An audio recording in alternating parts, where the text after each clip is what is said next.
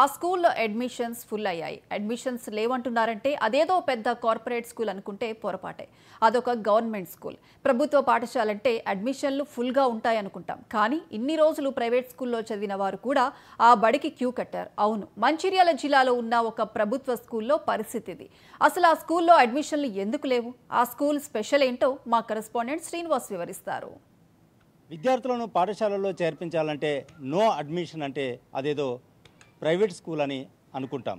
కానీ ప్రస్తుతం ప్రభుత్వ స్కూళ్ళలో కూడా ఈ పరిస్థితి నెలకొంటున్నటువంటి పరిస్థితి. ప్రధానంగా చూసినట్టయితే తెలంగాణలో కాంగ్రెస్ ప్రభుత్వం ఏర్పడిన తర్వాత పాఠశాలల్లో అభివృద్ధి చేయడం, మన ఊరు మనబడి కార్యక్రమంలో భాగంగా పాఠశాలలకు పక్కా భవనాలు నిర్మించడం, కార్పొరేట్కి ధీటుగా పాఠశాలల్ని అందంగా తయారు చేయడం, అందులో అన్ని రకాల మౌలిక వసతుల్ని కల్పించడంతో రోజురోజుకు విద్యార్థుల సంఖ్య పెరుగుతున్నటువంటి పరిస్థితి. దానికి తోడు ప్రభుత్వ పాఠశాలల్లో బోధించే ఉపాధ్యాయులు అంకిత భావంతో పనిచేయటం వల్ల, విద్యార్థులతో కలిసిపోవటం వల్ల కూడా రోజురోజుకు పాఠశాలలకు వస్తున్నటువంటి విద్యార్థుల సంఖ్య పెరిగిపోవడంతో రోజురోజుకు అడ్మిషన్లు ఫుల్ఫిల్ అయ్యి నో అడ్మిషన్ అనే పరిస్థితికి ప్రభుత్వ పాఠశాలలు అయితే చేరుకుంటున్నటువంటి పరిస్థితి. ప్రభుత్వ పాఠశాలలు నో అడ్మిషన్ అనడం అంటే ఇక్కడ ఏదో మిరాకిల్ జరిగినట్టే, ఏదో జరుగుతుంది అనేటువంటిది విన్నాను. సో ఏంటి అసలు అడ్మిషన్ లేకపోవడానికి కారణం ఏంటి? మా పాఠశాలలో ఉపాధ్యాయులందరం కలిసి గత సంవత్సరం ట్రాన్స్ఫర్లో ఇక్కడికి రావటం జరిగింది. వచ్చినప్పటికీ ఇక్కడ 111 స్ట్రెంత్ ఉండింది. మేము తీసుకుంటున్నటువంటి ఏవైతే కార్యక్రమాలు ఉన్నాయో, పిల్లలకు ప్రత్యక్ష బోధనా పద్ధతులు ఏవైతే ఉన్నాయో ప్రాక్టికల్గా చెప్పేటటువంటి ప్రయత్నం చేస్తూ ఉన్నాము. మేము ప్రతిదీ కూడా పిల్లలకు వాళ్ళ స్థాయికి అనుగుణంగా ప్రాక్టికల్గా పాఠ్యాంశాలను ఫీల్డ్ మీద తీసుకెళ్ళి చెప్పడం ద్వారా గత కొన్నేళ్ళుగా చేస్తున్నటువంటి ప్రయత్నం అంతా కూడా సఫలీకృతం కావడం జరిగింది. దాంతో గత సంవత్సరం మేము స్కూల్ బిఫోర్ టైంలో కూడా క్లాసెస్ తీసుకోవడం జరిగింది. దాంతో 5వ తరగతి పిల్లలకు రాష్ట్ర స్థాయి ర్యాంకులు రావడం జరిగింది. రాష్ట్రంలో 17వ ర్యాంకు, 27వ ర్యాంకు, 93వ ర్యాంకు, ఇట్లా రాష్ట్ర స్థాయి ర్యాంకులు వస్తూనే 12 మంది పిల్లలకు మోడల్ స్కూల్లో సీట్ రావడం జరిగింది. దాంతో మా స్కూల్లో ఇవాళ 5వ తరగతి నేను వచ్చే నాటికి అడ్మిషన్స్ 33 ఉంటే ఇవాళ 52.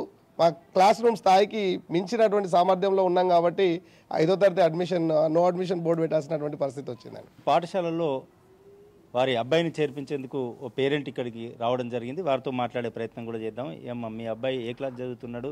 ఇక్కడే ఎందుకు చేర్పించాలనుకున్నారు? అంటే అక్కడ కంటే ఇక్కడ కొంచెం బెటర్ ఎడ్యుకేషన్ అండ్ ప్రైవేట్ కంటే గవర్నమెంట్లో ఇంకెక్కువ ఎడ్యుకేషన్ బాగుంటుంది అని, అంటే దానికంటే ఎక్కువ ఉంటుంది అనేసి తెలిసింది. అంటే వానికి ఆ క్లాసు బెటర్ అనేసి అనిపించి అక్కడ నుంచి నేను ఇక్కడికి పంపిద్దామనేసి అడ్మిషన్ కోసం వచ్చాను. ఏ ఊరమ్మా మీది? ఎర్రగుంటపల్లె ఉరుమందమర్ సైడ్. అక్కడ చాలా దూరం ఉంది. అక్కడ కూడా ఉన్నాయి, కాదని అంటలేము. అంటే వానికి ఆ క్లాస్లో సంబంధించి ఎవరు లేరు, వానికి ఇబ్బంది అవుతుంది అనేసి వాడు షేర్ చేసుకోవడానికి ఇబ్బంది అని అనిపించింది. అంటే అక్కడ కూడా గవర్నమెంట్లో వేసిన అది వానికి నచ్చింది అయ్యి కావాలంటే చిన్నపిల్లలకు నచ్చినట్టు ఉండాలి, నన్ను వెయ్యి మమ్మీ నా క్లాసులు కావాలనిపించింది అనేసి అడ్మిషన్ కోసం ఇక్కడికి వచ్చిన. ఇక్కడ ఎట్లుందమ్మా స్కూల్? చూసారు కదా, ఎట్లా ఉంది? స్కూల్ వాతావరణం బాగుంది, ఎడ్యుకేషన్ కూడా బాగుంటుందని. అంటే ఆల్రెడీ మా ఇద్దరు పిల్లలు, అంటే మా పిల్లలు కాదు, మా బాబా వాళ్ళ పిల్లలు ఇళ్ళనే చదివారు. వాళ్ళ తర్వాత వీని కూడా ఇక్కడనే వేద్దామని అనుకున్నా. వాళ్ళు అక్కడ అంటే ఆ స్కూల్లో అక్కడ బాగుంటుంది అనేసి వేసిన. అందులో కూడా బాగానే ఉంది, బాగాలేదని కాదు. వాడు ఒక్కడే ఉండేపటికి వాడు షేర్ చేసుకోవడానికి పిల్లలు ఎవరు లేక, ఫ్రెండ్స్ ఎవరు లేక చేంజ్ చేయి మమ్మీ అంటే ఇక్కడ అడ్మిషన్ కోసం ఇవాళ వచ్చేసి.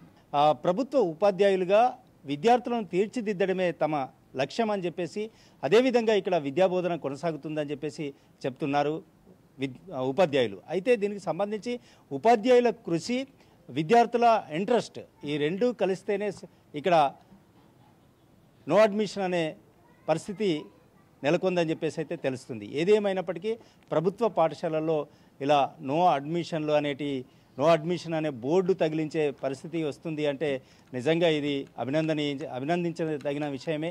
ఎందుకంటే ప్రభుత్వ పాఠశాలల్లో కనుక బలోపేతమైనట్టయితే ప్రభుత్వ పాఠశాలలు, కార్పొరేట్ పాఠశాలలు కనుమరుగయ్యేటువంటి పరిస్థితులు కూడా రాబోయే కాలంలో ఉండొచ్చు అని చెప్పేసి కూడా కొంతమంది అభిప్రాయపడుతున్నటువంటి పరిస్థితి. ఎందుకంటే లక్షలాది రూపాయల ఫీజులు చెల్లించి కార్పొరేట్ పాఠశాలల్లో చదివిపిస్తుంటే కేవలం ఇక్కడ రూపాయి కూడా ఖర్చు లేకుండా ప్రభుత్వమే అన్ని సౌకర్యాలు కల్పించి మంచి విద్యాబోధనకు సంబంధించి ఉపాధ్యాయులను నియమించడంతో ఇక్కడ విద్యాబోధన అయితే మంచి వాతావరణంలో కొనసాగుతుండడంతో విద్యార్థులు ప్రభుత్వ పాఠశాలలకు క్యూ కడుతున్నటువంటి పరిస్థితి అయితే నెలకొంది.